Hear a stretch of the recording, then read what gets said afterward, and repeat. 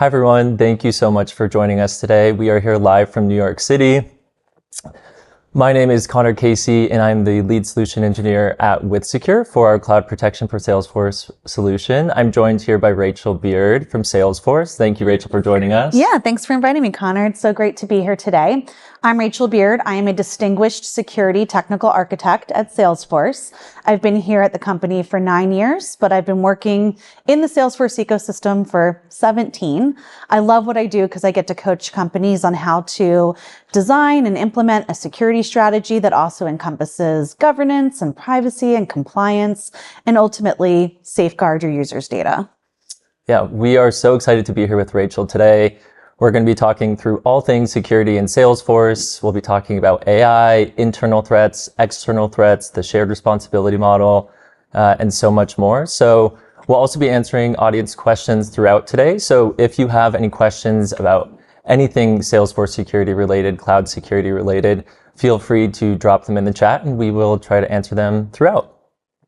So without further ado, let's go ahead and jump in. Now, I want to start with one of the buzziest topics of the moment, which is AI. I think anybody who is a fan of Salesforce or who maybe attended Dreamforce understands what a focus Salesforce is putting on AI at the moment. So, Rachel, I'm curious to get your thoughts on, what are some of the things that you're advising customers to keep in mind when it comes to using AI and the power of AI, but doing so securely? Yeah. All right. We're going to start this off strong with everyone's favorite topic, which is data governance. Sorry, but it is really important, right? We need to make sure that you understand what data that you have in your systems and which data elements will be used in your AI processes specifically. So it's important to develop a strong data classification strategy and to map all of that into your data flows and label the data with any compliance obligations as well. From there, it's really important to understand which users are going to access this data. And it's important to develop a strong model of sharing and access controls in order to make sure that the data elements are used only by those who really should be using that data. I also really recommend taking this opportunity to kind of overall evaluate your security and data privacy programs. Do we have the right notices up that include AI? Do we have processes in place for humans to intervene when they're evaluating if our AI models are doing what they're supposed to do? How are we going to manage trust and trustworthiness of the data throughout that sequence? So it's important to think about if you're adopting new AI processes, not just what is the data and who's using the data, but is this data safe? Is it harmful? Is there any kind of toxicity bias in there? We need to think about, is there going to be any concern about retention in your large language models? And we need to make sure that we have a model for auditing all of that sequence throughout. Yeah, I think it's so important to think about it as a two-way street, right? What information are you feeding these AI models? And then also what are you ingesting from these models? And making sure that, the information that's flowing in both directions is doing so in a secure manner. Yep. Now, Rachel, I know that you were at the International Association of Privacy Professionals annual conference last week. So what were some of your key takeaways when it comes to consumer privacy and AI? Yeah, I was really fortunate to get to attend the Privacy, Security, and Risk Conference with a very specific focus on generative AI. So I sat in on many different sessions and heard from lawyers from all over the world, as well as other privacy professionals. And some of the common themes that came up were making sure that you had the right guidelines and guardrails for how that data is going to be used and keeping the data safe, as well as understanding those outputs. Also, keeping track of the changing data privacy landscape, because there are already 200 bills proposed in the United States around usage of AI data. And all over the world, there's already some legislation that exists talking about using data in AI processes without human intervention. So it's important to keep a constant watch on the evolving data privacy landscape.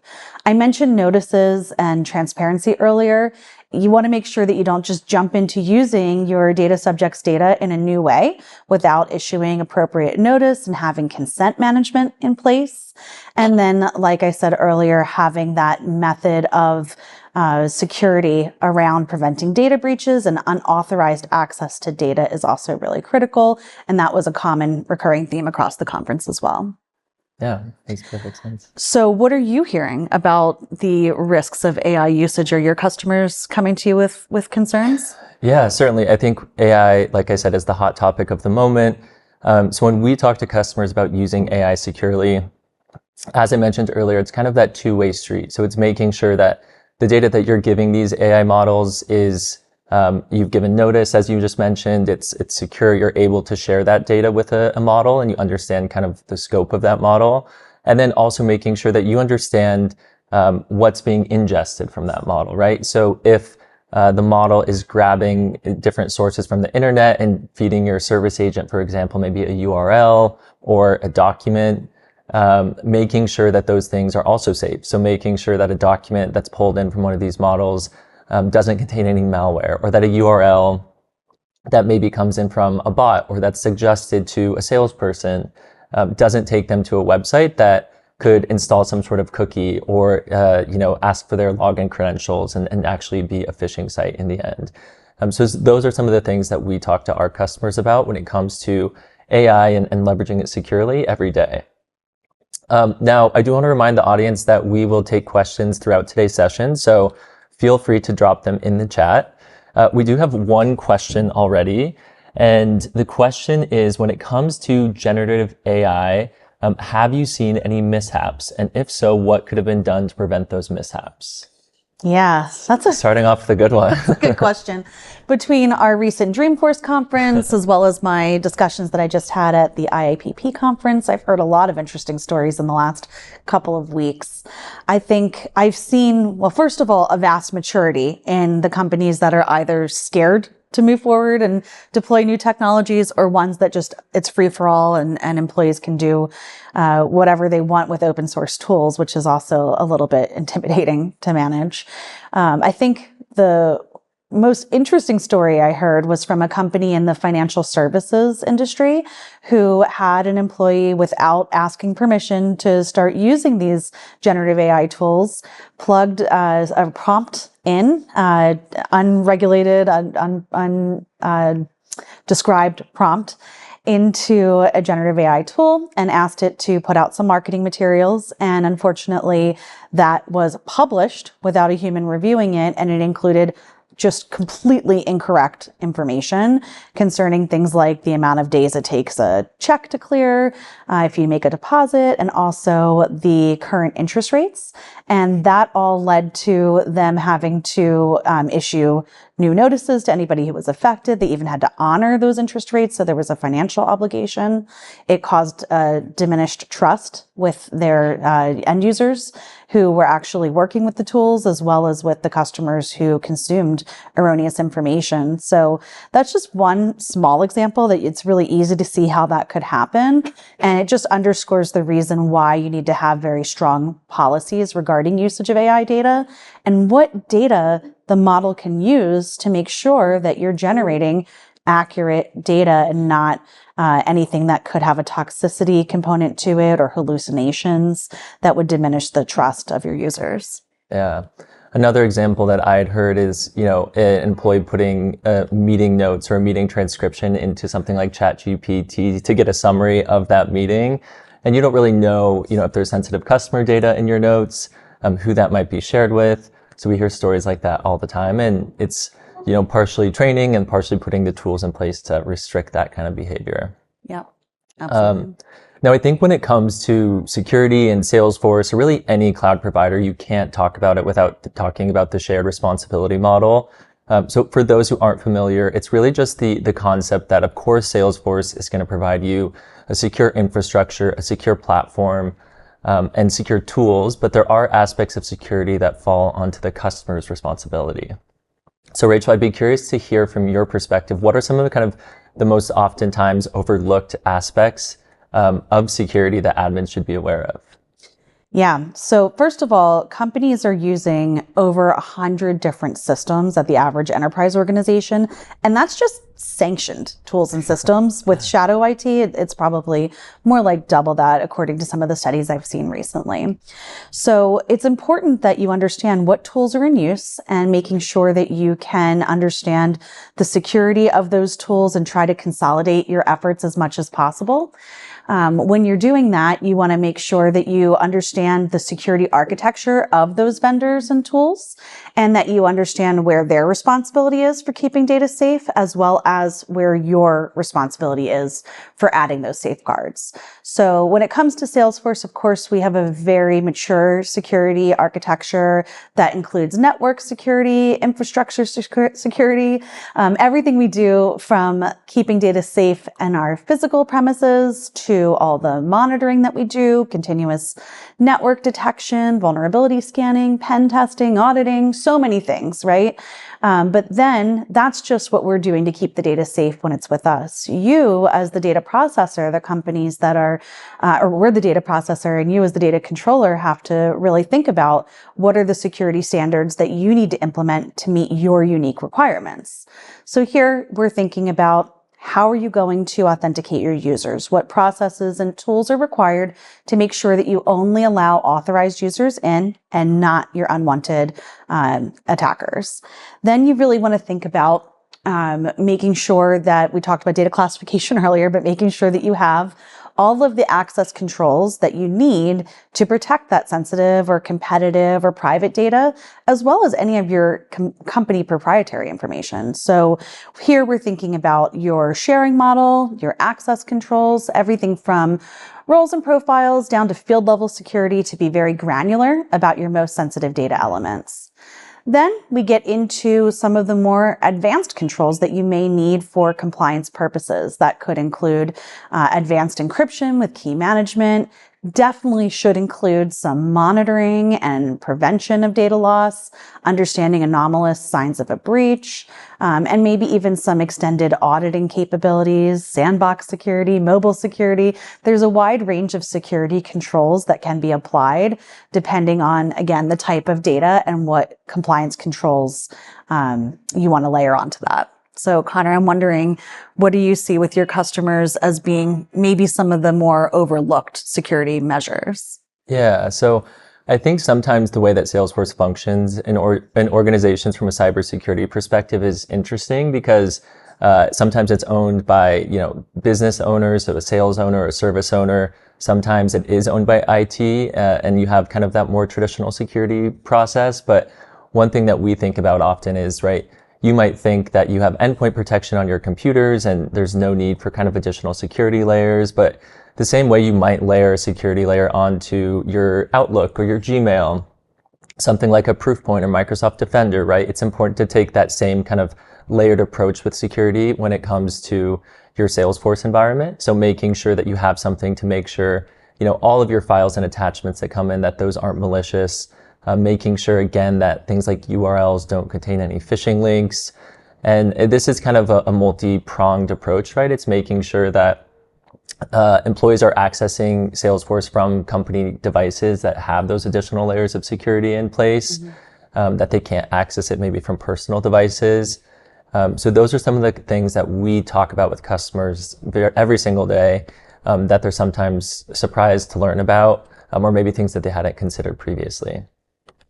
Now, when it comes to data privacy, I think this is a landscape that can feel super overwhelming to customers. You have not only different laws in different countries, but sometimes different states, different localities over, where that data can reside, how companies can use it, who they can share it with. So when it comes to data privacy in Salesforce, what are some of the things that customers are focusing on today? Yeah, so you're absolutely right that there's a ton of complexity and change in the data privacy landscape. There is no one overarching data privacy policy for the United States. There are many different states that have already enacted policies and some that have proposed legislature out there. So it's important to understand all the different places that you might have stakeholders and data subjects that you need to account for. And if that's not daunting enough, look at all the international policies as well. So we've all know about GDPR, but there are data privacy policies all over the world that you need to be mindful of. So it's really important to think about what are the core principles that we want to apply to keeping data safe and also keeping data private. So in addition to doing a privacy risk assessment or privacy impact assessments, to think about what is the natural risk that you might expose by processing any kind of private information, you really want to think about, how can I build privacy by design and security by design into my applications? From a privacy perspective, I really encourage you to think about transparency and control. So transparency, I think, takes the thought process of, how do I notify users about what data I'm collecting about them and how I intend to use that data? And if those policies change at all, making sure that you have a way to notify your stakeholders of that change. When we think about control, we're thinking about consent management. So users being able to opt in or opt out of their data being processed in certain ways or being used maybe in AI processes. If we're future looking with a lens towards what might change there. And then we also want to be able to give data subjects the ability to request that the data gets deleted if it's no longer going to be used, or that we restrict processing of the data, or even bring in some mechanisms for data portability requests. Give me a copy of my data. And some states even have the ability to request amendments to the data. So you need to have methods for requesting those data access requests, but also for managing consent overall, and a way to update your consent as this world evolves. Yeah, data privacy is such a complex landscape, and one that's, I think, changing all the time. So it is something that requires, a thorough analysis and focus and policy and structure around that.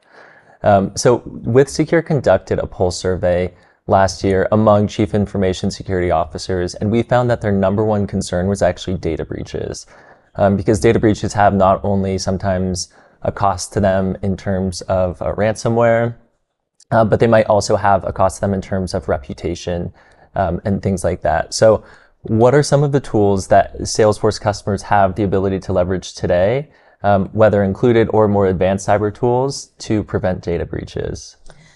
That's a great question. And of course, it's complicated and different for every customer depending on their environment and the data privacy landscape that they need to be concerned with. At a minimum, I want to see that you are reducing the surface of risk by having a strong least privilege access model, so that your users don't get more access to data than what they need. The less that they can have access to, the less that could potentially be exfiltrated either accidentally or maliciously. So that's your first line of defense, is preventing outside users and governing what your inside users have access to do. When we start thinking about advanced controls to prevent a breach, I really like to ask our customers, what do you have in place for monitoring, for security and incident detection, as well as event monitoring in general? So here you want to keep an eye on, what are your privileged users doing? What records do they view? What potentially do they extract via the API or download off of their reports? And how can we get ahead of these suspicious or risky behaviors before they even occur? So whenever possible, can we prevent that large download from even occurring, as well as set off the proper alarm bells to have that incident investigated? I think one of the common things I hear is that it takes oftentimes up to a year, in some cases even longer, to detect signs of a data breach, especially with an internal user. So it's really important to have threat detection tools in place, as well as monitoring and alerting. And then for a lot of my customers, because they are enterprise organizations, they have many, many different systems in place, and it's important for them to aggregate logs across their systems in one place. So if you have a SIM tool that you want to be able to compare that pattern of user activity in, you can do that, and you should be doing that, so you can profile when there is any kind of risky behavior. So one question that comes up for me that I'm less familiar with in my world, but I think you have a lot more experience with, is how can companies mitigate risk of malware and phishing? I know as a Salesforce employee, we're always rigorously trained to avoid phishing and smishing and vishing and all these other attack vectors, and we're always thinking about the risk of introducing malware. What have you seen in the landscape for that?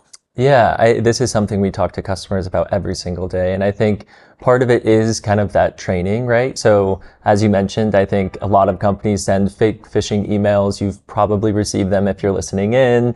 And you're trained to kind of identify those and catch them and think twice before maybe clicking a link or opening an attachment if it's not a sender you're familiar with.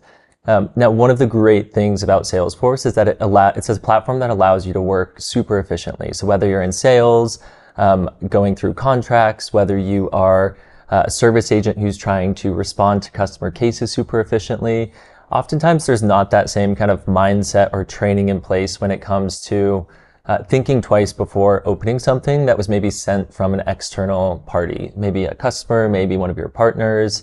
If they send you a contract back, right?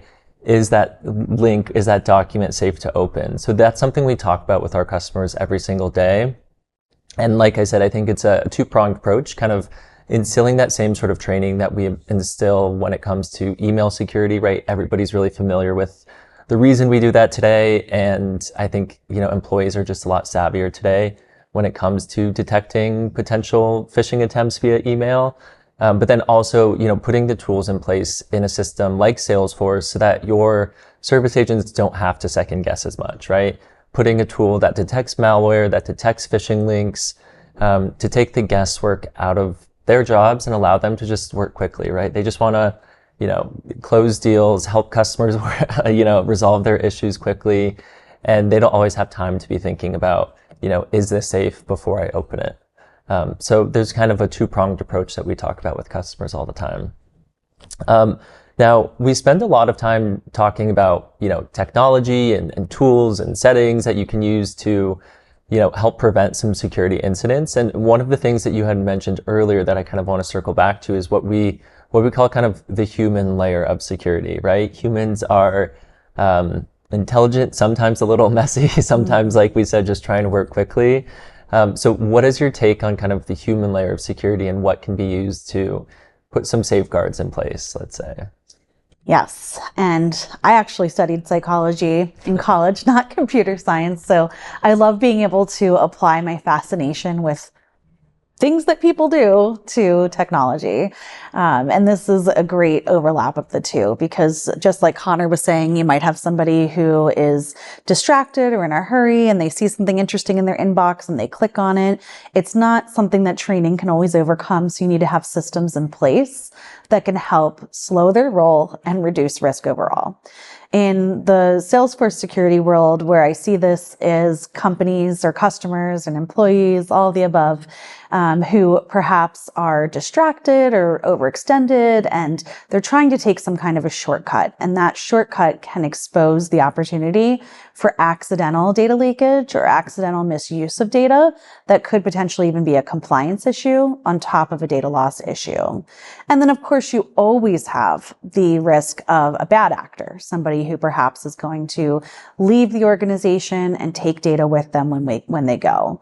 The last few years have been really tumultuous all over the world, but in the world of data privacy and data exfiltration attempts, you've had this kind of avalanche of the pandemic occurring and going to a lot of employees working from home and working in new ways as part of a distributed workforce, followed by the Great Resignation and seeing millions of employees leave their roles every single month. And then after that, we've seen this wide range of tech layoffs. And it seems like every day there's something in the news about a big company laying off employees. And we know that when employees move, data moves with them. So it's really important to stay ahead of that from a risk perspective. You want to make sure that you have measures in place that will automatically prevent risky behavior patterns, like downloading a large amount of data or like sensitive data being used in bulk processes.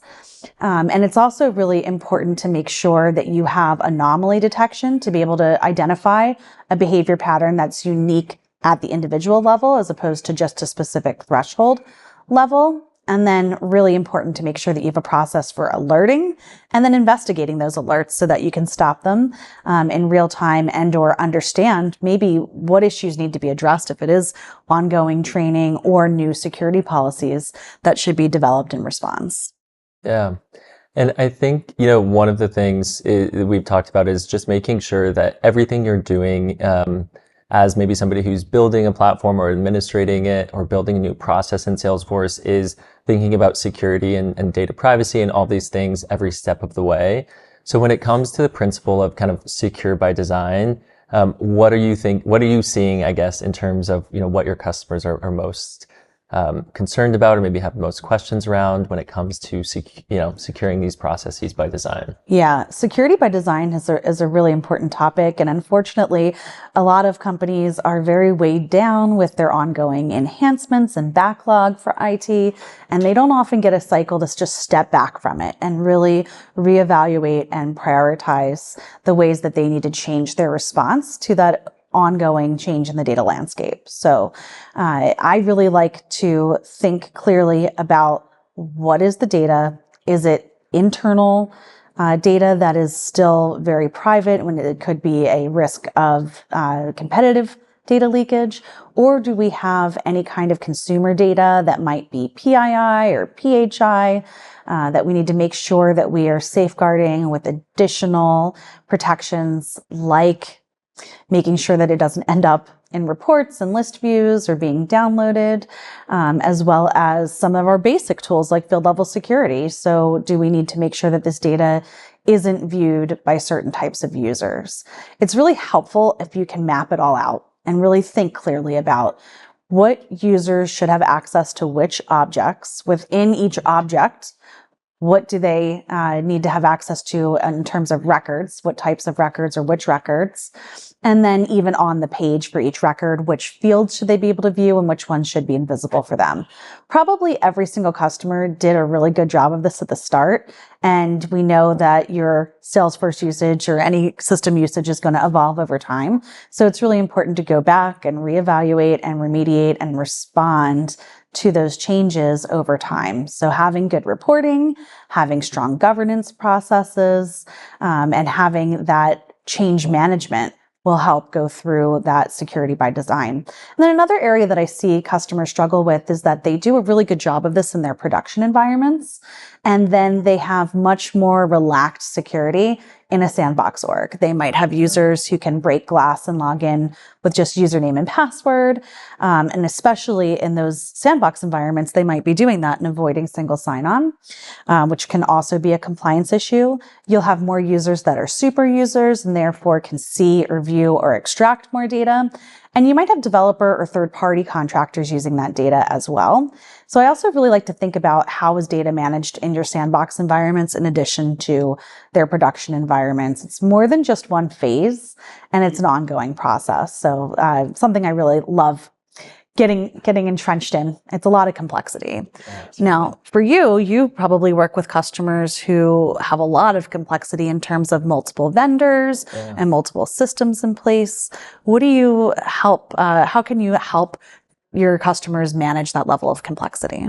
Yeah, so I think one of the beautiful things about Salesforce is that there is that ISV ecosystem. You have a partner ecosystem where you can easily go to find kind of solutions to have those additional layers of security that maybe don't take, weeks or months of, a team of developers to build out for you. But as you go through that vendor selection process, it's also important to make sure that you have a really clear understanding of how they're using your data, where they're processing your data, if they are processing your data. So maybe they need multiple instances. For example, we have multiple instances of our security cloud that processes data for malware and phishing. We have some in the US, some in Europe. We're launching more all over the world all the time. And that's really to kind of meet those complex compliance concerns that our customers have. And these are things that customers should be thinking about as they're bringing on new vendors in that partner ecosystem. So that's something that we talk about with customers all the time. It's never ending in terms Never of the ending. number of things you have to keep track of, whether it's new technologies, new employees and hiring practices, and the ever-changing data privacy landscape, as well as the threat landscape is always changing. So we do a lot of research and reporting within Salesforce, and we recently released our top data security trends. And our researchers found that phishing really is top of mind for a lot of the companies that we work with. And I know we talked a little bit about phishing and malware earlier, but I'm wondering if there's any specific tools that WithSecure offers that can really get in there and address that phishing risk for our customers. Yeah, so as part of our Cloud Protection for Salesforce offering, something that we do is actually scan URLs in real time to make sure that they aren't malicious. So we talk to customers or IT teams, security teams all the time who maybe have something like email to case set up, and maybe they are receiving customer emails from customers, and you have a proof point or a defender, like I mentioned earlier, that scans those emails as kind of a point in time check. But then as soon as those links are in Salesforce, there's nothing to, understand if those are actually being redirected to maybe a phishing site or a site that, downloads some sort of malicious payload. So what we do is we actually have a solution called QuickTime Protection Links, which scans URLs every single time a customer is clicking on them to make sure that they're being protected from what we call like polymorphic attacks. So like I said, maybe that link crosses your email security. It's perfectly safe. It leads to a legitimate business website that your service agent might, need to go to. And then after 5 minutes, after a couple hours or days, it's actually going to redirect to a site that could be malicious. So it's important to kind of check that every single time. Now, another thing that I think what customers primarily come to WithSecure for in our Cloud Protection for Salesforce solution specifically is scanning files and attachments. So we can do, really robust analyses on your files, on your attachments that, again, might be just a salesperson uploading a contract they got. Maybe it's a attachment that came in via Experience Cloud. Maybe it's something that we're loading in via API, but how do we make sure that these things aren't safe and don't pose a security risk to your organization? It's just kind of eliminating those potential attack surfaces, which is something we kind of alluded to earlier as well. Now, one thing that Cloud Protection for Salesforce has actually created is what we call a content risk assessment tool. So it's about a 5-minute survey that you can take to give us a little bit more information about how you're leveraging Salesforce, maybe what clouds, what security tools and protocols you have in place. And then from that assessment, you'll actually receive about a 20-page report that doesn't just outline some of the potential risks that you might not be aware of, but it also, more importantly, gives you suggestions on how to remediate some of those risks. So that is going to be sent as a follow-up material to today's webinar. So something that everybody should look out for in emails following this event. Now, as I said, we are taking audience questions. So if anything that we have discussed today or anything, Salesforce security related has come up, feel free to ask questions throughout. And, we'll be more than happy to kind of tackle them to the best of our abilities. So I'll put you on the spot right now with the question. You really piqued my curiosity about that risk assessment. Yeah. And when you say 20 pages and actionable, because just like all of us have a hard time getting started on some of our projects when that project is so big and you have to figure out how to break it down into smaller chunks.